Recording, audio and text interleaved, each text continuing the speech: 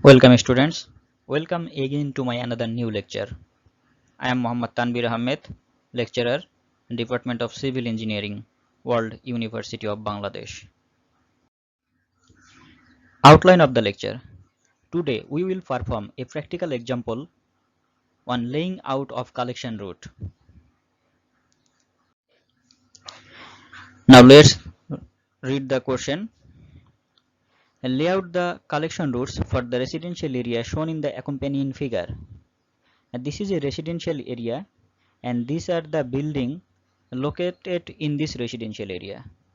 Here, the numerical number in each building represents the number of residents along each block.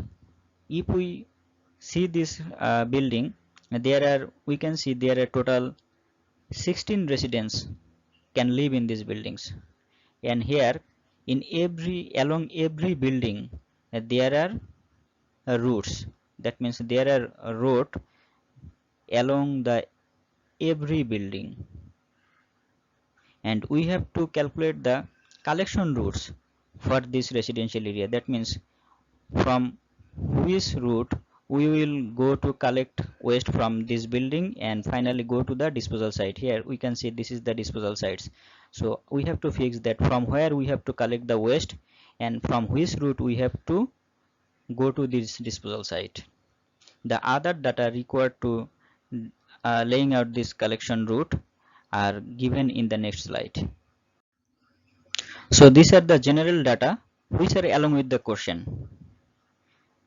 Occupants per resident equal to 3.5. That means in every residence there are average 3.5 persons can live. Solid waste generation rate is 1.6 kg per person per day. That means one person can generate solid waste 1.6 kg. Collection frequency is 7 day per week. That means every day solid waste would be collected. Type of collection service, curb. That means the collection system is curbside collection.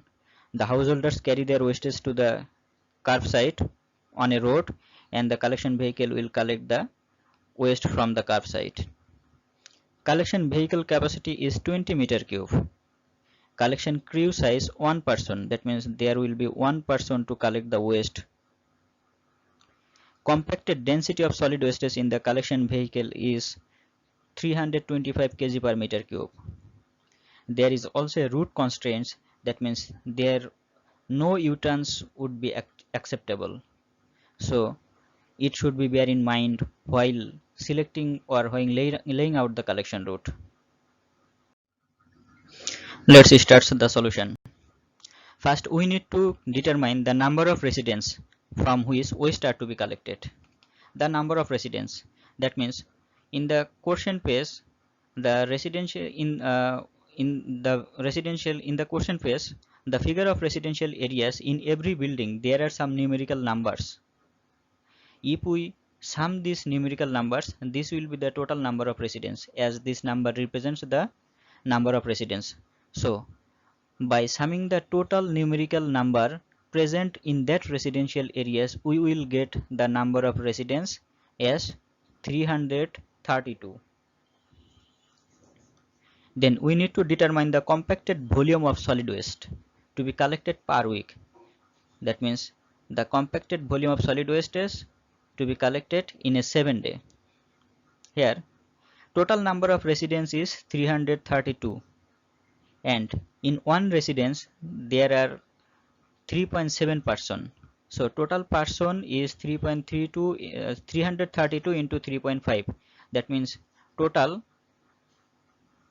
these persons live in these residential areas and one person can generate 1.6 kg waste per day. So this is the waste generation rate per kg per person per day. And if we multiply these three items, we will get the waste or volume of waste or the waste generated per day in that residential area. And as we are trying to determine the compacted volume per week, so we need to multiply this amount with 7 day. If we multiply with 7 if we multiply 7 with this quantity, we will get the quantity of solid waste generated per week.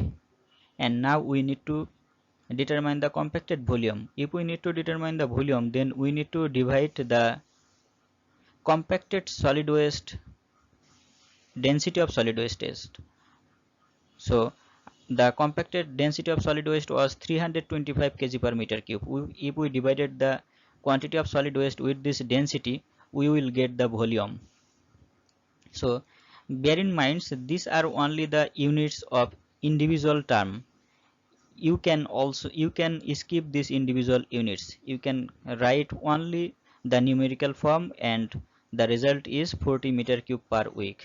You can also write this as 40 meter cube, as we have stated here in this is per week.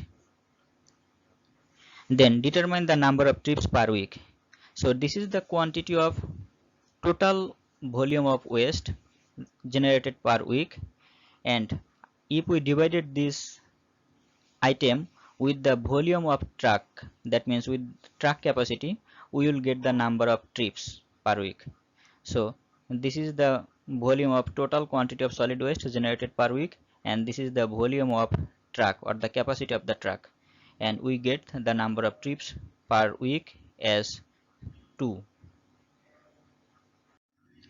So this is our residential area, and in this area we have to fix the collection route. We will normally use a trial and error process to fix this route and select the route which take minimum time to collect the waste from households and transfer it to the disposal site. We have calculated that we need 2 trips per week. So first we have assumed that our first trip will be start from here and the second trip will be start from here. If we start our first trip, we will go from here.